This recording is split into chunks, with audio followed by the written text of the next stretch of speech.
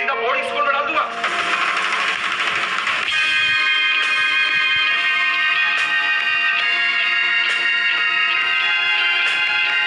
ये किसने बनाया? ईशान ने। ईशान ने? ईशान पेंटिंग करता है? हाँ, उसको पेंटिंग का बहुत शौक है। वेलकम ऑल, कैसे हैं आप सब? आशा करती हूँ अच्छे ही होंगे। अभी जो आपने मूवी क्लिप देखी उसके अंदर आपको एक छोटा बच्चा दिखाई दे रहा होगा जो कि बहुत ज्यादा फ्रस्ट्रेटेड है और उसको उल्टे सीधे अक्षर दिखाई देते हैं। मतलब अक्षर जो हैं बी को वो डी को बी, 6 को 9 इस टाइप से पढ़ता है। जी हाँ, हम बात कर रहे हैं मूवी तारे जमीन पर, आमिर खान की वो मूवी जिसके अंदर डिसलेक्सिया नाम की बीमारी को डील किया गया है। इस बीमारी में क्या होता है, एक्चुअली ये बीमारी नर्वस सिस्टम से रिलेटेड है, तंत्रिका तंत्र से रिलेटेड है। इसके अंदर ये नहीं है कि आईक्यू बच्चे का कम है इस वजह से ये सब हो रहा है। नॉर्मल, जिसको औसत कह सकते हैं, एवरेज आईक्यू वाला जो बच्चा है उसके साथ भी ये प्रॉब्लम हो सकती है। बहुत सारे सेलिब्रिटीज आप देख सकते हैं जैसे कि बोमन ईरानी, अभिषेक बच्चन, उनको भी ये डिसलेक्सिया नाम की बीमारी रही है। इसमें क्या होता है, जो नर्वस सिस्टम में मैसेज भेजना, मैसेज रिसीव करना या जो हमारे माइंड के अंदर प्रोसेसिंग चलती है मैसेजेस की, उसमें गड़बड़ होती है। वो होता है डिसलेक्सिया, मतलब अक्षरों को पढ़ने में दिक्कत होना। इसी तरीके से डिस्ग्राफिया, इसी तरीके से डिस्ग्राफिया लिखने की, डिस्कैलकुलिया कैलकुलेशन की दिक्कत होती है।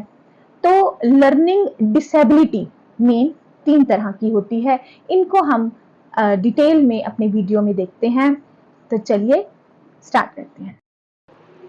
लर्निंग डिसेबिलिटीज, अधिगम अक्षमता, मतलब पढ़ने लिखने में या कुछ भी लर्न करने में दिक्कत होना, अधिगम अक्षमता कहलाता है। आमतौर पर क्या होता है, हम लर्निंग डिसेबल्ड चाइल्ड को स्लो लर्नर, बैकवर्ड चाइल्ड या मेंटल रिटार्डेड समझ लेते हैं, लेकिन ये इससे बिल्कुल अलग समस्या है। मेंटल रिटार्डेशन या बैकवर्ड या स्लो लर्नर हमने पहले वीडियो में करा है। और एक बात यहाँ खास ध्यान देने की है कि इन बच्चों का जो आईक्यू होता है लर्नर डिसेबल्ड का, औसत भी हो सकता है और औसत से अधिक भी हो सकता है। जैसा कि आपने मूवी की क्लिप में देखा, ईशान का आईक्यू काफी अच्छा था और अगर आपने मूवी देखी हो तो उसमें हिंदी के लेक्चर में वो बहुत अच्छे से कविता का मतलब बताता है। तो लर्निंग डिसेबिलिटीज मेनली 3 टाइप्स की होती हैं, डिसलेक्सिया, डिस्ग्राफिया और डिस्कैलकुलिया। एक एक करके हम इनको सबको देखते हैं। डिसलेक्सिया, डिसलेक्सिया क्या है? ये लर्निंग डिसऑर्डर या लर्निंग डिसेबिलिटी भी कह सकते हैं, हालांकि लर्निंग डिसऑर्डर और डिसेबिलिटीज अलग अलग चीज होती हैं। लर्निंग डिसऑर्डर होता है कोई भी शरीर में दिक्कत होना, और डिसेबिलिटी मतलब अक्षम होना, वो चीज को काम करने के सक्षम ना होना। आंकड़े बताते हैं कि लगभग 10% बच्चों में लर्निंग डिसऑर्डर यानी सीखने में समस्या होती है। मींस अगर क्लास में 30 बच्चे हैं तो उनमें से 3 बच्चों में ये समस्या हो सकती है। उसके बाद आता है डिसलेक्सिया के कारण। डिसलेक्सिया एक तंत्रिका तंत्र यानी हमारे नर्वस सिस्टम से जुड़ी बीमारी होती है, इसलिए इसके लक्षण शरीर में नहीं दिखाई देते। बच्चों में भी इसके लक्षण तब समझ आते हैं जब बच्चा स्कूल जाना शुरू कर देता है, क्योंकि वो नई चीजें सीखेगा या नई भाषा जब सीखने की कोशिश करेगा और उसको दिक्कत आएगी, तब चाइल्ड का डायग्नोज होता है कि वो बच्चा लर्निंग डिसेबिलिटी फील कर रहा है, पढ़ने में उसको दिक्कत आ रही है, तो वो डिसलेक्सिक है। पर इसके अलावा इन बच्चों का आईक्यू या बौद्धिक क्षमता आपको जैसा कि बताया औसत या औसत से ज्यादा भी हो सकती है। ऐसे बच्चे पेंटिंग, म्यूजिक या अन्य गैजेट वगैरह को बहुत अच्छे से चला सकते हैं। इनकी पहचान, जब ऐसे बच्चे स्कूल में पढ़ना शुरू करते हैं तो बाकी बच्चों की तुलना में उनका प्रदर्शन काफी कम रहता है, नए वर्ड्स नहीं सीख पाते। इनकी पहचान का सबसे अच्छा तरीका है कि एग्जाम में नंबर बहुत कम आते हैं। उन नंबरों को हम किसी और ही डायरेक्शन में ले जाते हैं। अगर बच्चे की नजर ठीक है, वो चीजों को समझ रहा है, यहाँ ध्यान देने की जरूरत है कि बच्चे के विजन में कोई मतलब आईसाइट में कोई दिक्कत नहीं है। अगर बच्चे की नजर ठीक है, वो चीजों को अच्छे से समझ पा रहा है, पढ़ने की कोशिश कर रहा है, फिर भी नंबर कम आ रहे हैं, मतलब उसको चीजें तो समझ आ रही हैं। ऐसे बच्चों को, डिस्लेक्सिक बच्चों को चीजें अच्छे से समझ आती हैं, बस उसको पढ़ने में दिक्कत आती है, तो लर्निंग डिसऑर्डर की जांच करानी चाहिए। और इसकी जांच जो है सबसे पहले टीचर जो होती है क्लास में पढ़ाने वाली, वो करती है, इसलिए उनका अवेयर होना बहुत जरूरी है। बच्चों पर असर, जानकारी के अभाव में टीचर व बच्चे के पेरेंट्स को लगता है कि बच्चा आलस या शरारत की वजह से कर रहा है, आलसी है, पड़ा रहता है, पढ़ाई नहीं करता, जैसा कि आपने मूवी में देखा, बार बार उसको फ्रस्ट्रेशन का शिकार होना पड़ता है। ऐसे में बच्चे पर पड़ने वाला दबाव उसके आत्मविश्वास को कम कर देता है, और ऐसे हालात में बच्चा वो काम भी नहीं कर पाता जो उसको अच्छे से आता है, क्योंकि फ्रस्ट्रेटेड होगा बच्चा। देखो, किसी भी एरिया में अगर हम ऐसी चीज फील कर रहे हैं तो दूसरे एरियाज में उसका फर्क पड़ता है।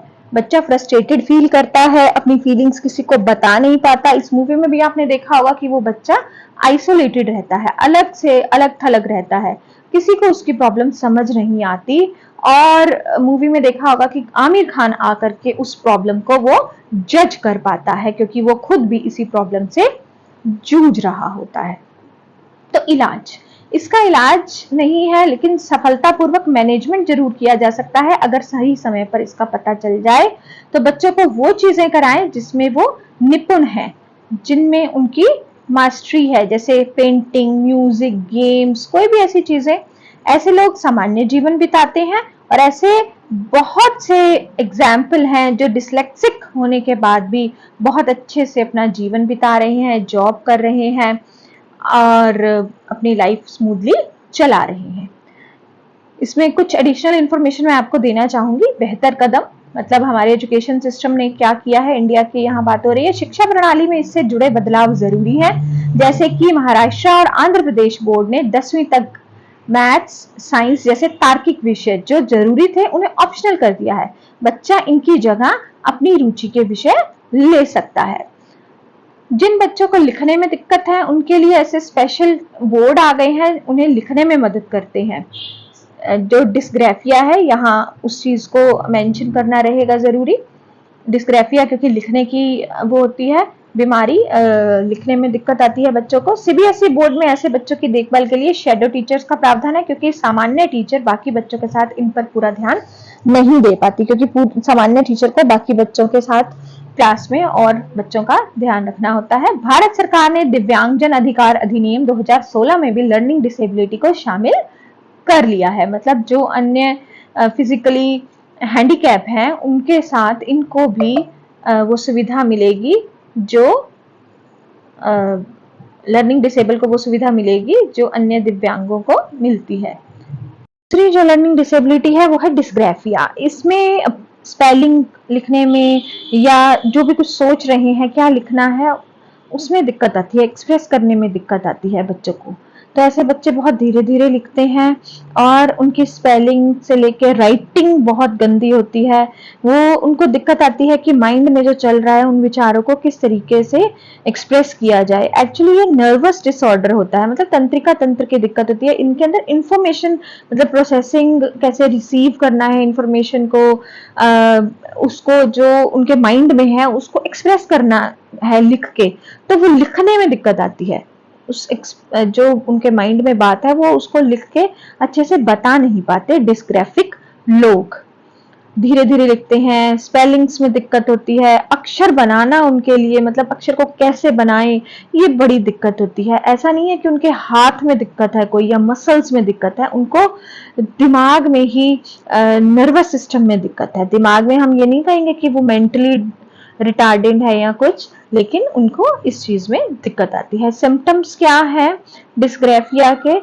गलत वर्तनी, कर्सिव या प्रिंट अक्षरों का मिश्रण, खराब आकार या अक्षरों का अंतर, उनको गैप समझ नहीं आता, शब्दों को जैसे दूसरे की नकल करते हैं, कॉपी करते हैं ना हम कई बार दूसरे की कॉपी में से लिख के, ऐसी बनावट करने की कोशिश करते हैं, उनको बनाया ही नहीं जाता, धीरे धीरे लिखते हैं। शब्दों को लिखने से पहले देखने में कठिनाई कि ये शब्द क्या है, कैसे समझ नहीं आता, कैसे बनाएं। लिखते समय असामान्य शरीर या हाथ की पोजीशन, जो हाथ है उनका लिखने का ढंग ही अलग होगा, हाथ अलग तरीके से ही उनका चलेगा। पेंसिल या पेन को कस के पकड़ने में क्रैम्प होना, लिखते समय अपना हाथ देखना, या लिखते समय जोर से शब्द बोलना, या सेंटेंसेस को और अक्षरों को, शब्दों को छोड़ना, तो ये सारे क्या हैं, डिस्ग्राफिया के लक्षण। कॉजेज क्या हो सकते हैं? जब वयस्कों में डिस्ग्राफिया होता है तो इसका कारण आमतौर पर स्ट्रोक या मानसिक चोट होती है। मस्तिष्क के जो बायां पैरिटल लॉब होती है वहां पे चोट लगने से डिस्ग्राफिया हो सकता है। और हमारे ब्रेन के ऊपरी हिस्से में दाएं और बाएं जो दो लोब होते हैं, और वहां जो है चोट लगती है तो पढ़ना लिखना या और भी सेंसरी जो भी प्रोसेसेस होते हैं उनमें दिक्कत आ सकती है। तो ये था डिस्ग्राफिया। इसके बाद हम करेंगे डिस्कैल्कुलिया। डिस्कैल्कुलिया क्या होता है? इसको वीक इन मैथमेटिक्स क्यों लिखा हुआ है ये मैंने? क्योंकि ऐसे बच्चे मैथ्स में वीक होंगे। वीक क्यों होंगे? क्योंकि उनको कैलकुलेशन में प्रॉब्लम आ रही है, तो अपने आप ही मैथ्स में वीक होंगे। ऐसे लोग गणित का नाम सुनते ही, मैथ्स का नाम सुनते ही हार मान लेते हैं और पहले ही जवाब दे देते हैं कि मेरा मैथ्स तो बहुत कमजोर है। कुछ सामान्य लोग होते हैं जिनको लगता है कि मैथ्स हमें कम आता है, लेकिन इतना ज्यादा अगर दिक्कत हो कि प्लस माइनस में भी दिक्कत आए, तो ऐसे बच्चों में ये जो परेशानी होती है एक बीमारी का नाम ले लेती है, उसको डिस्कैल्कुलिया कहते हैं। इस बीमारी के कारण बच्चे साधारण जोड़ घटाव करने से भी डरते हैं और अपने फ्रेंड्स के साथ वो असहज होने लगते हैं, और इसी वजह से एंजाइटी और डिप्रेशन जैसी समस्याएं भी होने लगती हैं। क्योंकि मैंने जैसे पहले भी जिक्र किया कि फ्रस्ट्रेशन होगी अगर कोई चीज आपको नहीं आ रही क्लास में, या आप ऐसा अपने आप को हीन महसूस करेंगे। और डिस्कैल्कुलिया भी जैसे मैंने बताया लर्निंग डिसेबिलिटी है, और इसके कारण जो है 3 से 4% बच्चों के मैथ्स में उनको मैथ्स के सवालों में दिक्कत आती है।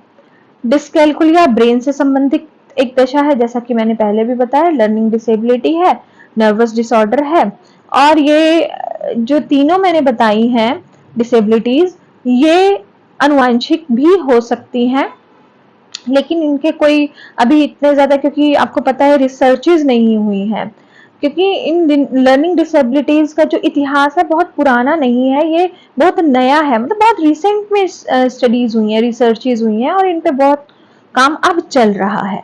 रिसर्च के मुताबिक ये पढ़ने लिखने की बीमारी डिसलेक्सिया जैसी ही होती है, मतलब मैथ्स में डिसलेक्सिक है ना, इसीलिए इसको मैथ्स डिसलेक्सिया भी बोलते हैं, क्योंकि मैथ्स में पढ़ना और जो भी काम करना है उसमें दिक्कत। तो डिसलेक्सिया के डिस्कैल्कुलिया के लक्षण क्या है?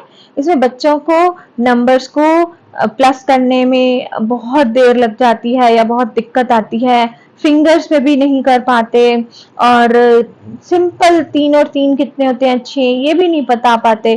तो ऐसी जब चीज होती है तो हमें तुरंत भाप जाना चाहिए कि बच्चे को नहीं समझ आ रहा, और ऐसे बच्चों को एंजाइटी होने लगती है कि हमें ये चीज क्यों नहीं आ रही।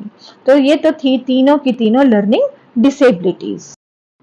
इन 3 मेन लर्निंग डिसेबिलिटीज के अलावा भी डिसेबिलिटीज हो सकती हैं, लर्निंग डिसेबिलिटीज जैसे कि डिस्प्रैक्सिया, ये बच्चे की फाइन और ग्रॉस मोटर स्किल में दिक्कत होती है बच्चे को, जैसे कि उंगलियों से कोई काम करना है, फाइन मोटर स्किल हो गई, या बॉल को पकड़ना है, वो ग्रॉस मोटर स्किल हो गई। इसके अलावा ऑडिटरी प्रोसेसिंग डिसऑर्डर, जिस ऑडिटरी मतलब सुनाई देने वाली, आवाज को सुनने में या आवाज को फर्क करने में दिक्कत आती है, या लैंग्वेज में दिक्कत आती है। विजुअल प्रोसेसिंग डिसऑर्डर में क्या होता है कि दिखाई देने वाली, यानी कि कोई भी सिंबल्स हैं या कोई भी साइन वगैरह है उनको समझने में बच्चे को दिक्कत आती है। तो ये था आज का लेक्चर। तो डियर स्टूडेंट्स, मैं आपको एक बात बोलना चाहूंगी, अगर आपको ये लगता है कि मेरे वीडियो से आप कुछ भी सीखते हैं तो प्लीज आप सब्सक्राइब कर लीजिए, क्योंकि मैं ऐसा ही मटेरियल जो टीचिंग एग्जाम्स का है वो लाती रहूंगी। और अगर इनको पसंद करते हैं वीडियोस को तो लाइक कर दीजिए, और अगर दूसरों को भी बेनिफिट पहुंचाना चाहते हैं तो शेयर कर दीजिए, ताकि उनका भी भला हो।